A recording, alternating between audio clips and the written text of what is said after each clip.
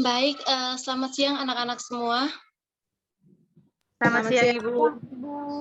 Siang, Ibu. Kalian hari ini. Halo, apa kabar kalian hari ini? Baik, Ibu. Baik saja, Ibu. Oh, syukurlah. Terima kasih kalian sudah masuk dalam ruang Zoom ini. Ibu lihat partisipannya sedikit ya. Mungkin banyak teman-teman kalian di kelas yang tidak bergabung ya. Iya, Ibu. Jadi, hari ini kita akan menjalankan yang namanya bimbingan klasikal. Bimbingan klasikal itu merupakan bimbingan kelas besar di mana dia itu kayak guru BK menjelaskan materi-materi yang berkaitan dengan pengembangan diri atau tentang karir atau tentang minat siswa. Oke? Jadi sebelumnya itu kita memulai, Ibu minta kesediaan salah satu dari kalian memimpin kita dalam doa. Mungkin Yertin bisa?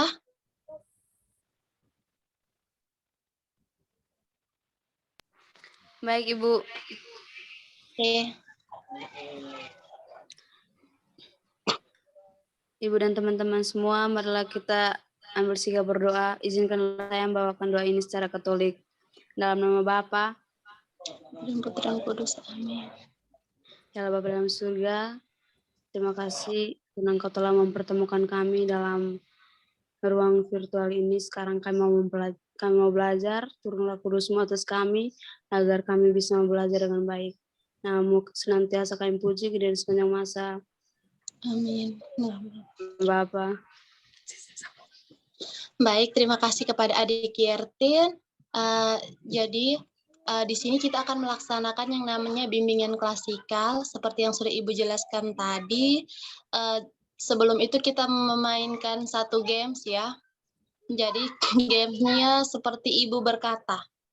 Jadi kalau Ibu berkata pegang hidung. Tapi kalau seandainya Ibu menyampaikan suruhan tapi tidak diawali dengan Ibu, berarti tidak boleh dilakukan. Apakah kalian sudah memahami? Sudah, Ibu. Oke, kita mulai ya. Ibu berkata pegang hidung. Pegang dahi. Ibu berkata pegang dahi. Banyak yang. Oke. Ibu melihat ada beberapa yang sudah kompak. Jadi kita langsung saja ya. Ibu mau bertanya, apakah kalian sudah siap mengikuti kegiatan bimbingan klasikal? Sudah, Ibu. Oke. Langsung saja ya kita pada materinya. Ibu meminta tolong kepada host untuk melakukan share screen ya.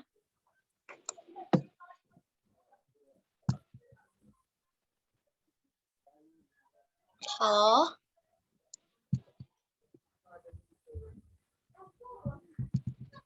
Kepada host mungkin bisa membantu Ibu untuk melakukan share screen. Oke. Oke, adik-adik semua, jadi di sini kita akan membahas materi yang berkaitan dengan belajar efektif dan smart. Ibu mau bertanya dulu di sini, apakah ada yang mengetahui apa itu belajar efektif dan smart? Halo, mungkin adik Ocha?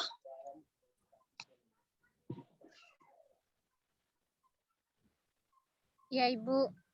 Kalau menurut saya, belajar efektif itu adalah belajar sesuai dengan misalnya saya membuat jadwal belajar, terus saya mengikuti jadwal belajar saya dan saya belajar itu benar-benar dari hati. Oke. Bagus sekali jawaban dari adik Ocha. Di sini Ibu mau menjelaskan kembali bahwa belajar efektif itu seperti mungkin host bisa menggeser slide-nya.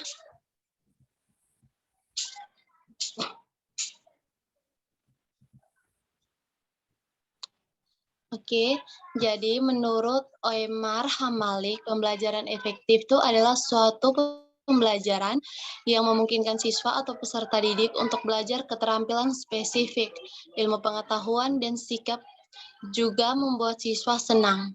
Pembelajaran efektif itu menumbuhkan mindset belajar sesuatu yang bermanfaat, seperti fakta, keterampilan, nilai konsep, dan bagaimana hidup serasi dengan sesama, atau sesuatu hasil belajar yang diinginkan. Sedangkan belajar smart adalah suatu pembelajaran cerdas dengan memanfaatkan efisiensi waktu. Jadi di sini dari pengertian di sini Ibu mau bertanya kepada kalian, apakah kalian sudah melakukan pembelajaran yang efektif atau belajar smart? Sudah, Ibu. Sudah, Ibu. Wah, bagus sekali. Oke, selanjutnya kita membahas tentang faktor yang menyebabkan siswa kurang belajar efektif atau smart. Yang pertama, faktor internal. Faktor internal adalah faktor yang berasal dari dalam diri individu yang biasanya membuat individu tidak begitu efektif dan smart dalam belajar.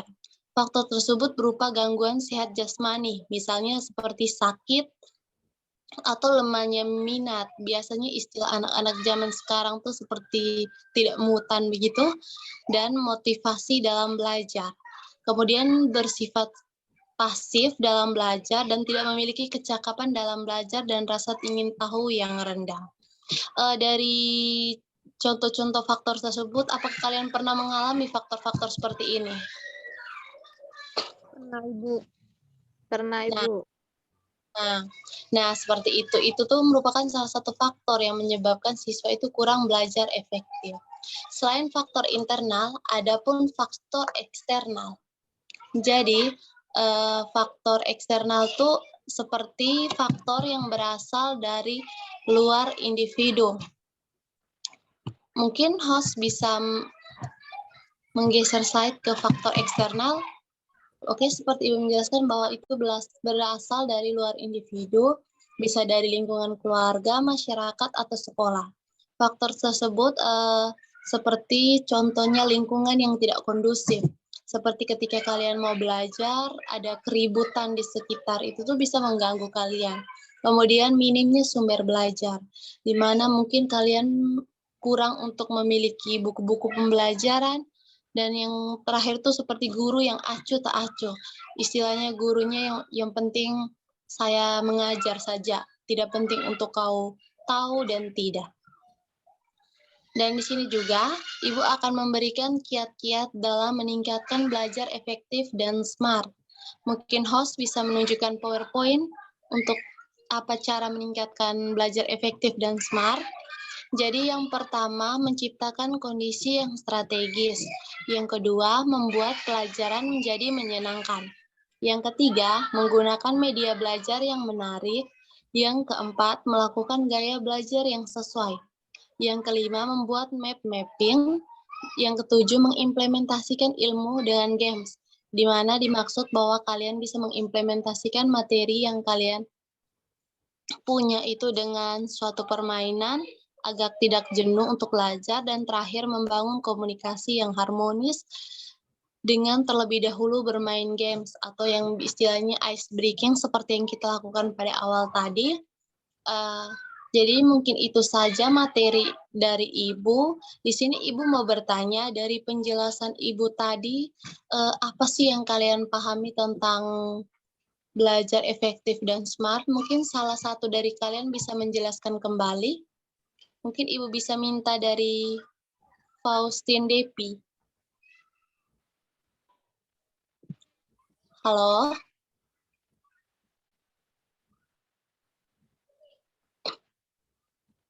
Mungkin apa adik Faustin Depi mengalami kendala jaringan, atau mungkin dari adik Lunu.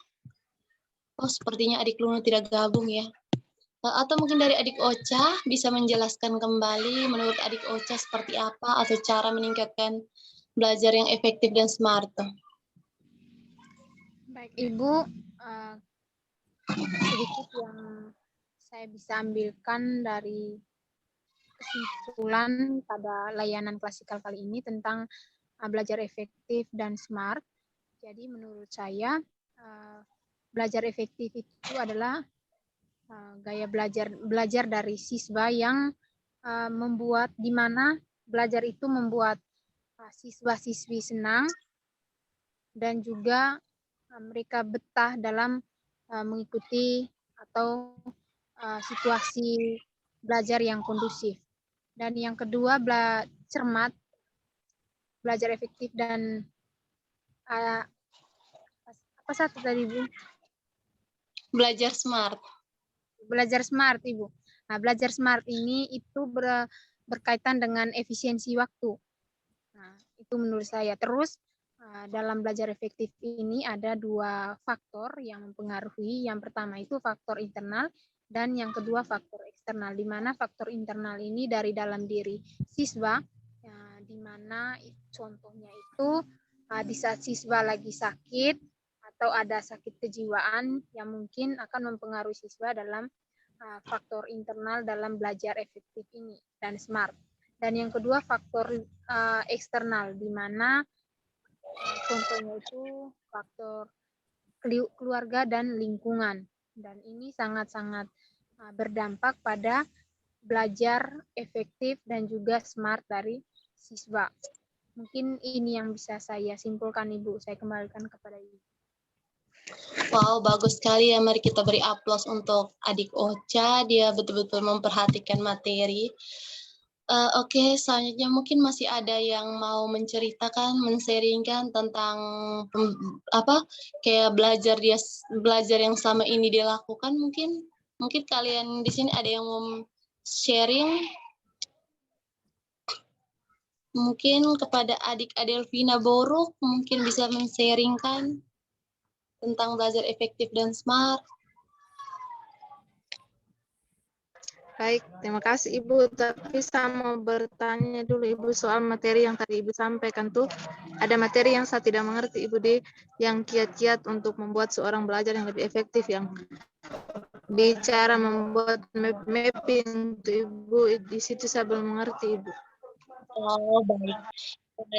Jadi tadi kiat-kiat itu satunya membuat mapping ya. Jadi di sini misalnya kalian mempelajari sesuatu hal materi.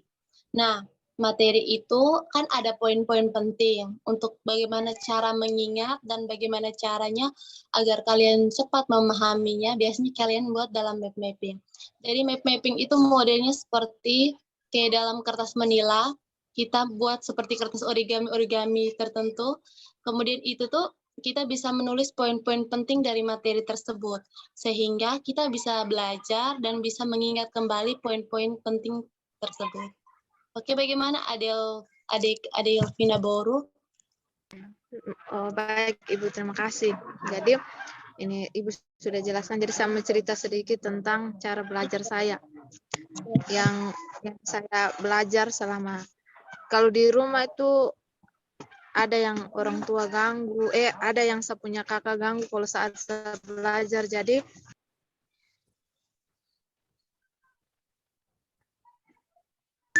Jadi ini Ibu, saya mau bertanya bagaimana cara supaya kayak di saat saya belajar tuh, saya punya kakak mereka jangan ganggu, supaya saya belajar tuh dengan tenang begitu Ibu. Karena di saat mereka ganggu saya belajar itu saya merasa terganggu dan pelajaran yang saya belajar itu tidak saya ingat secara maksimal.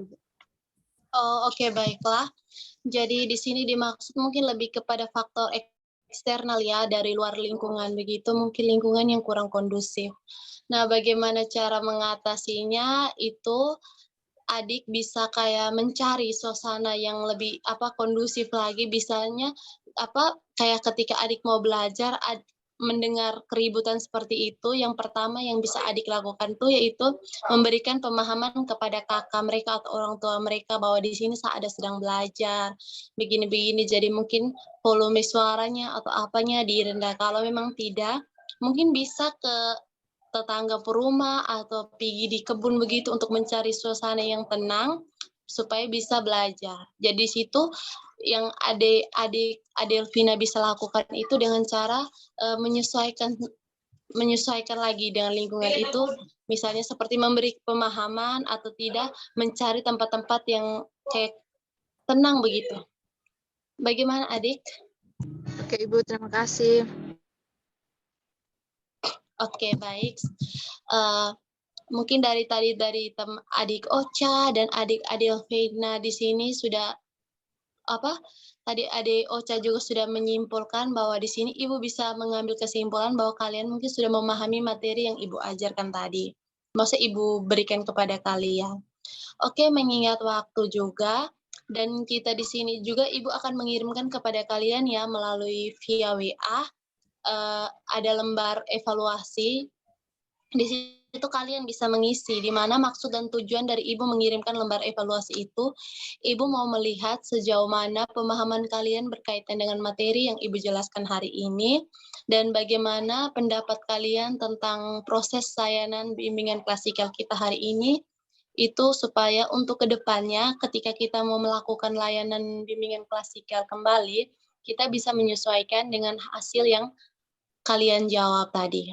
Oke, jadi karena kita dibatasi dengan waktu, tadi Adik Ocha sudah menyimpulkannya, jadi di sini Ibu akan mengakhiri bimbingan klasikal kita pada hari ini. Sekarang tadi kita mengawali dengan doa, maka dari itu kita akhiri juga dengan doa ya. Di sini Ibu meminta Adik Adelvina Boruk untuk memimpin kita dalam doa penutup. Selamat sore Ibu dan selamat sore teman-teman. Marilah kita berdoa. Izinkanlah saya berdoa menurut kepercayaan saya Katolik.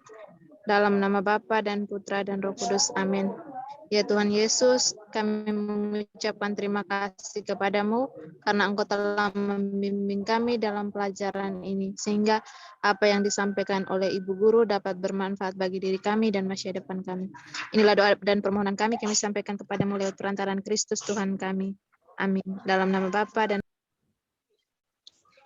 Baik, terima kasih ya Adik Adelvina Boruk, dan untuk adik-adik semuanya, terima kasih atas partisipasinya. Jika untuk kedepannya mungkin ada hal-hal yang akan Ibu sampaikan, nanti Ibu akan sampaikan kepada kalian ya. Terima kasih banyak, selamat sore untuk kita semua. selamat sore Ibu.